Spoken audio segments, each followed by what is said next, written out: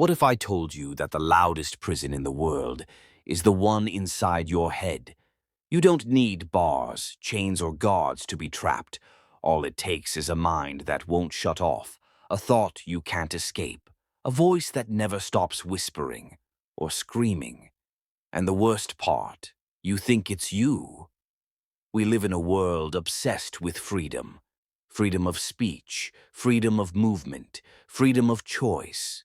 But what good is external freedom when you're at war inside?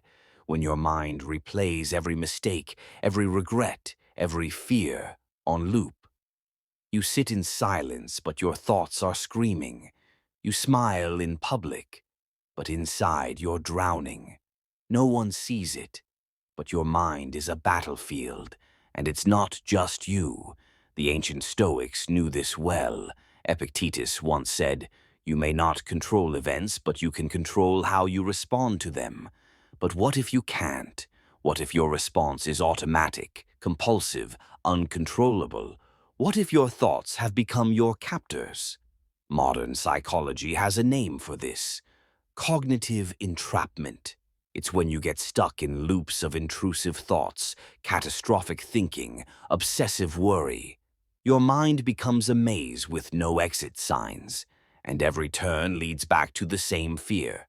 It doesn't matter how smart, successful, or self-aware you are. The mind doesn't care. It doesn't ask permission before it spirals. It doesn't knock before it drags you back into the past or catapults you into a terrifying future. Maybe it started with one thought, something small. What if they don't like me? What if I fail? But thoughts don't like being alone. They invite friends. And soon your mind is hosting a party of fears, insecurities, and worst-case scenarios. And you? You're just trying to breathe. But here's the twist. The mind isn't your enemy. It's just doing its job. Your brain is a survival machine. It evolved to predict danger, to prepare for threats. But in a world where lions no longer chase us, the threats have changed. Now, danger looks like rejection, failure, judgment. And the mind, still wired for survival, treats every perceived threat like life or death. That's why you rehearse conversations before they happen, why you replay them after, why you wake up at 3 a.m., heart pounding, over something that happened years ago. Your mind is trying to protect you, but in doing so, it builds the bars of your mental prison. Even philosophers weren't immune. Descartes famously said, "I think, therefore I am." But what if that's the problem? What if we've over-identified with our thoughts? What if we've confused mental noise for identity? You are not your thoughts, but you've been taught to believe you are. And so every intrusive thought feels like a truth. Every anxious spiral feels like a prophecy. Every self-judgment feels like a verdict. It's a kind of psychological claustrophobia. You want to escape, but there's nowhere to run, because wherever you go, your mind follows. This is why distractions don't work. You can binge shows, scroll endlessly, drown yourself in work or noise. But the moment things get quiet, the mind returns, louder, stronger, more insistent. So what do? First, you stop fighting. The paradox of the mind is that the more you resist a thought, the more power you give it.